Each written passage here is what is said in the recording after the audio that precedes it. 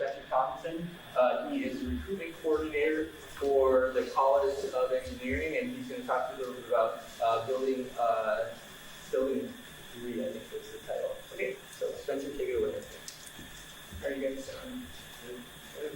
Long day sessions and stuff like that? All right. What did you guys do this morning? Woke up? Okay. You're like me. This common bond. So I'm not going to try and say too many things that Dell talked about too, but my main thing is to kind of go over the majors that you're interested in and how to transfer them over to the university, and kind of how that looks. There's some people here that were interested in an engineering major. That's mainly what I cover. Perfect. This is great. This is engineering. That's all right. I did my undergrad here and I did my master's here actually in higher education administration, and I did a lot of my focus on transfer students.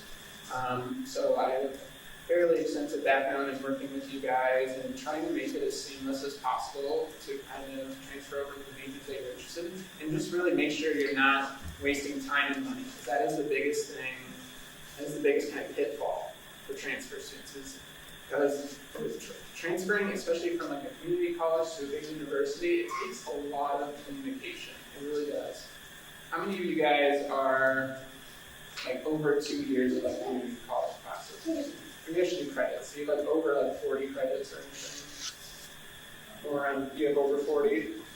30? Anyone around 30 range? 30? 20? And so maybe just a semester, maybe 12, 15 range. Around those. So we're just starting out, some of us too, which is good. We have a few more classes. So the main thing, who knows here exactly what major they want to go into too? Hopefully some of you guys have a pretty good idea. What do you want to go into?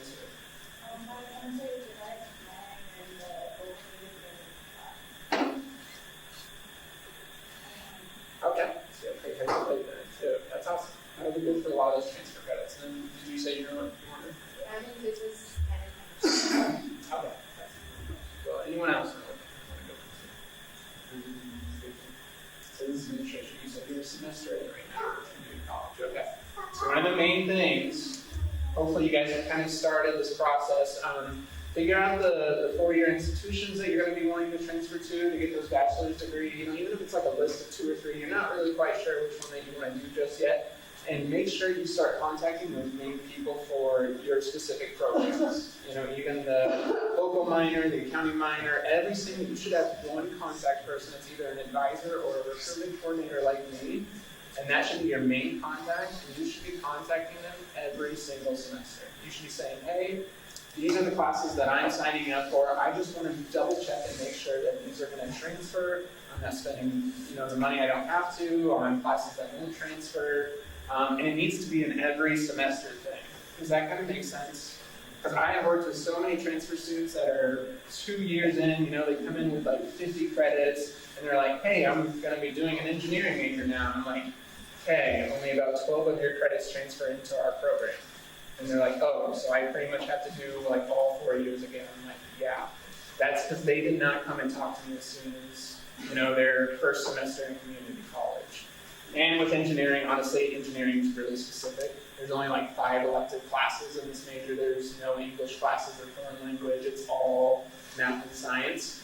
If you're going like business administration and you're getting a bunch of minors and stuff, you guys have a lot more room for those elective classes, but you still want to make sure that you're hitting everyone and not like doubling up on some that won't transfer over. Does that kind of make sense? That is the biggest thing and the biggest pitfall that I find with transfer students is they don't contact anybody within the major they're going into until they're already like 2 years in, and they're like, okay, now what do I do? This is my next step. So if you haven't already, contact the colleges that you're going to and find one contact person for that major. Does that kind of make sense to everybody?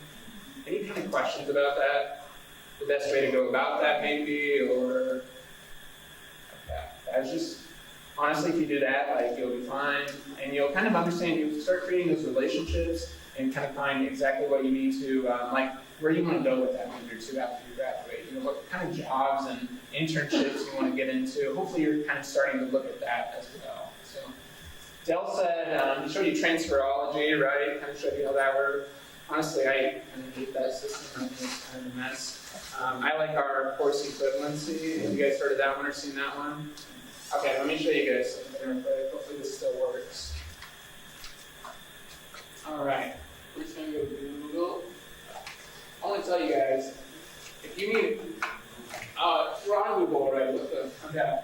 I want to tell you, if you need anything with our website, you type in UNL and then whatever you need, and then it is like the first or second link. Do not try and navigate our website. It looks kind of cool and like edgy, but the tabs are an absolute mess and it's complicated. So UNL, course, equivalency. Thank goodness it gave me equivalency because I'm a terrible speller. So, first link. What's a community college that I'm going to?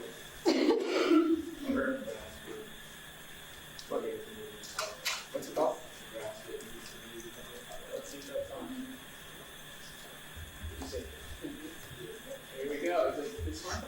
Let me see. So we click on that. And these, if I can scroll down, these are all the classes that transfer from that college. This is super easy to look over, honestly. This has like the ACE, how the ACE requirements are filled. These are the general elective classes that you need to take for most majors. So like my engineering students have to take like an 8 and a 9 and a 6 and a 7. So this is where you find that. So this is the ID for the community college that you're at. And this is the one that transfers over to UNL guys. So UNL course equivalency, make sure you write that down. You can literally type in any institution in here and it'll just give you a very similar list of how it transfers specifically to UNL. So honestly, you can start, what my transfer students do with me is my engineering students will contact me every semester and then it'll be like, okay, these are the classes that I signed up at, Southeast Community College, Metro, whatever. Just want to double check that they're going to transfer over. So start doing that with the people that you're talking to right now, the institutions you're planning to transfer over to. Right now, go over your transcripts, the classes that you've taken currently, and then the institution you're going to go to and see which classes are going to transfer. Is that going to make sense to you? It's a little bit of a process. If you need some help, I left my cards in the back, so you can always grab one of my business cards and maybe I'll grab one out or something. But I love helping transfer students. I just love making it as easy as possible for you guys, because I know it's kind of rough when you don't have like a direction or anything. You're just kind of taking classes to take classes. So, yeah. Course equivalency, definitely do that one. That one's a huge help. Any questions about that? Any questions about the transfer process in general or anything, or how to move on from transfer to being at an institution? One thing that I did some of my research onto is getting involved on campus too. Getting involved is actually a pretty big deal and can really help lead towards more internships and things that are related to the field that you want to go into. But I really know how hard it is for transfer students to kind of get that going when you've already kind of maybe felt disconnected from the campus a little bit. You know, you're coming in at the end of your degree, you don't really know anybody, you're just trying to finish these few classes off and pretty much be done with school as quick as possible, right? But getting involved can really help, even if it's just for 1 or 2 years. Joining organizations that pertain to the field that you want to go into.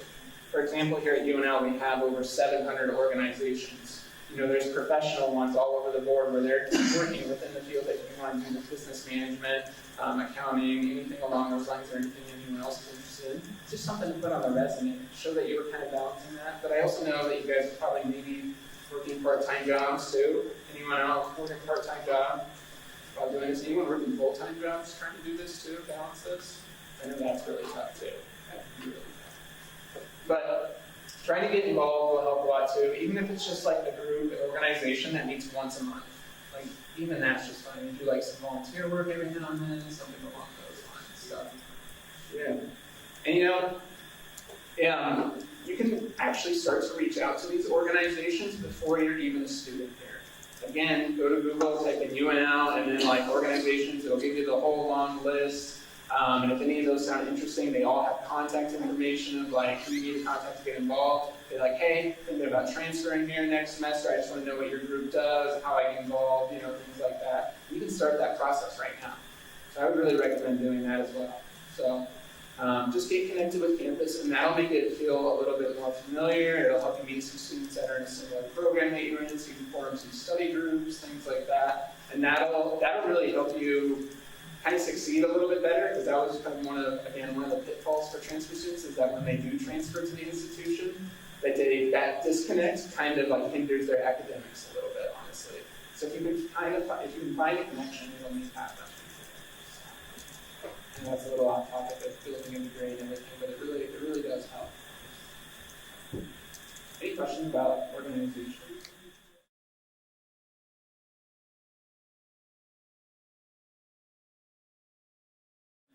I might not know all the specifics on that one, but I know Jackie was multiple person there. That's like, yeah, it's pretty much like a just giant student organization too. They're doing volunteer work, they're doing different culture events, things like that, raising awareness. But then we also have like professional organization groups, like for accounting and business management, which I would really recommend getting involved in one of those too. Even if you join like a student organization for a college, they always need like a treasurer or something like that. Does that kind of make sense a little bit? Okay, cool. Yeah, just join any organization, even if it's small, that's perfect. That's great. Anything else on the phone?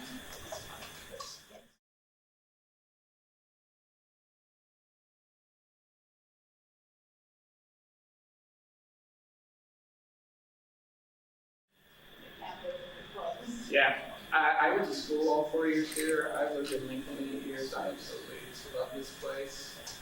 I don't know, so I'm biased. And I've been doing this job for 5 years, so I got my school down pretty well. I know exactly what to talk about and what to hit on.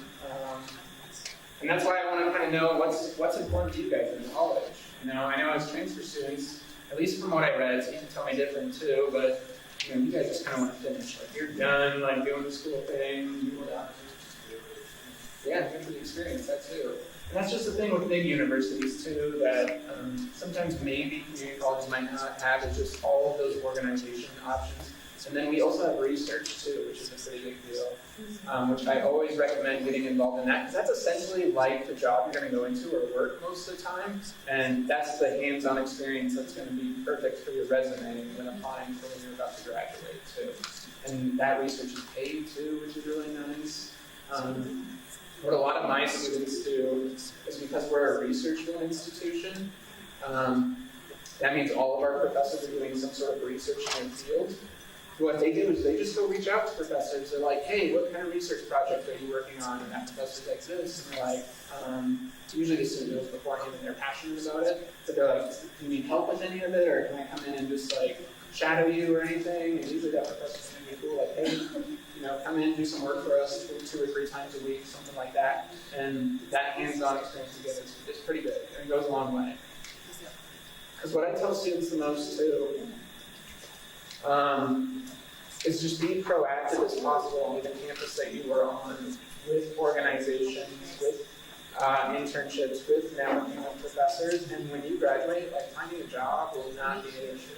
Honestly, if you're proactive, it's the students that only go to class for like all 4 years and don't do anything outside of that. Those are the ones that struggle to find a job. Yeah.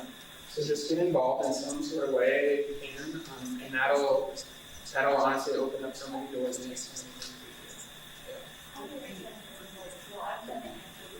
Okay.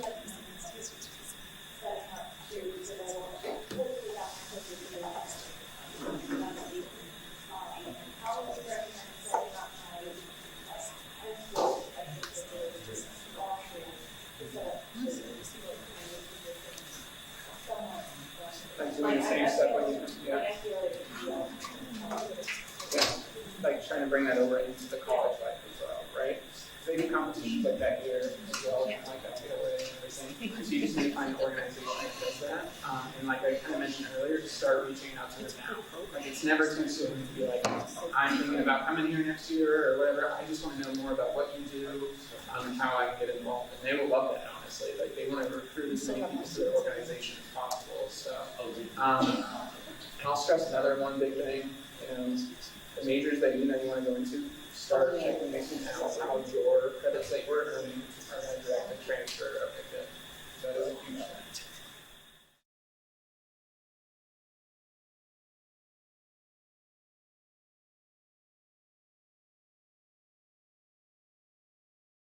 Oh man, they make so much money. It's crazy, but you got to have a crazy amount of patience for math and science, and you got to love problem solving, being challenged, designing, all of those nerdy things. Do you guys like those things? Yes, and maybe engineering is for you. A lot of students think that though too. They look at that heavy math and science, and they're like, that was honestly me when I was a senior in high school. I'm like, I'm going to pass on that. But we have so many tutoring resources. That's free tutoring for calculus, physics, chemistry. It's every day in our engineering lab, except for Friday. Sorry, it's Monday through Thursday. But it's just a free resource where you can go get help anytime. And engineering is a grind. Honestly, it really is. I had engineering friends in high school or in college, and they studied a lot more than my business degree. So it's definitely really worth the investment. And especially if you can get through those first 2 years, which are just calculus, physics, and chemistry, then junior and senior year is all application of those into real world projects. They are changing the world in every way, and engineering is around us in every aspect. Their job placement is 100%, and their average starting salary is $65,000 to $70,000. So it's a pretty rough life for those guys.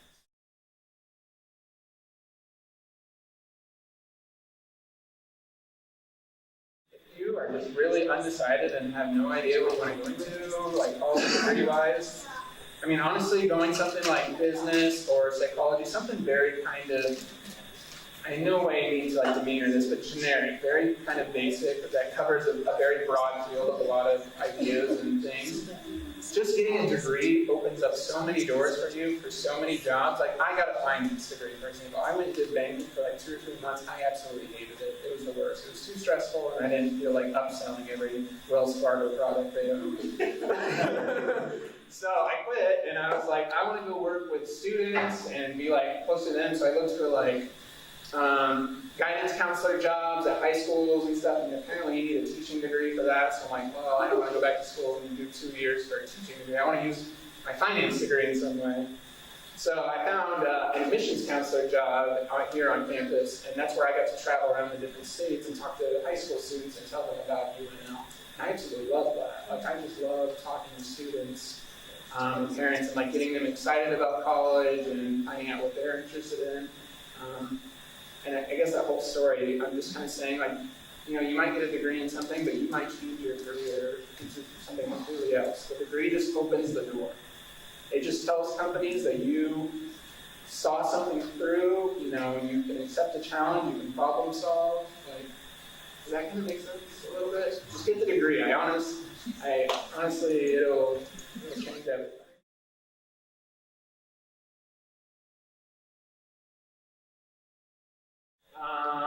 So I still do I do data. I run data for recruitment. It's where all of my students are coming from, all of their academics, stuff like that. So I still get the data portion a little bit. So I run those reports and have to do reports at the end of the year. So that's kind of nice because that's what I loved about finance was the data. Yeah. I didn't like selling products to people. That was boring. What's that? No, marketing's not for me. But then I got my master's here in higher education and administration, really focused on transfer students, and I really love that. And working for the university, you get 15 credits for free that you can use every year. So I got my master's all for free, which is really nice. Find a company that'll pay for your graduate degree, because a lot of companies will, or at least they'll have some sort of we'll pay for 75.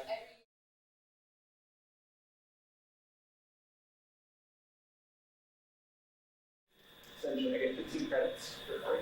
And a graduate degree is only about 36 credits. So it took me 2.5 years to get my master's for free, which was really nice. So work for a college student. But a lot of companies will give you again, 75% off or 85% off your tuition and stuff like that to pursue a master's degree. So do not pay for a master's degree. Too many people will pay you to get a master's degree. So first, get that undergraduate degree now. Again, honest, it'll open up so many doors. It really will. Even if it's just business, business administration, something generic that you can take in a lot of different directions. Again, that'll be huge.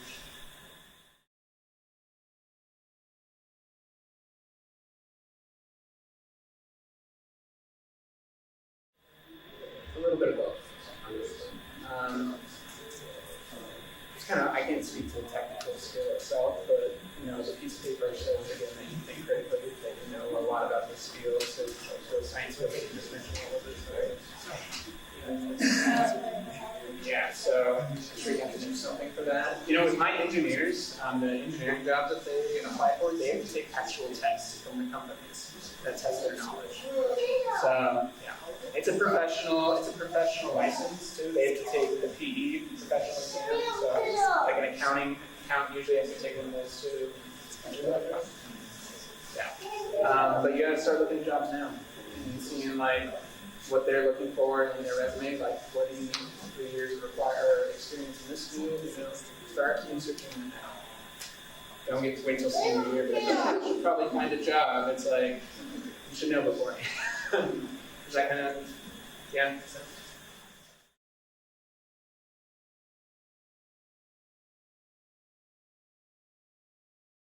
Oh, when I was in high school, I thought I was going to be a psychology major. So I loved talking to people and everything and helping them. And then I learned that you needed a foreign language, and I am awful at foreign language. I did not like Spanish class at all. The only thing I learned is la leche. That's all I can remember.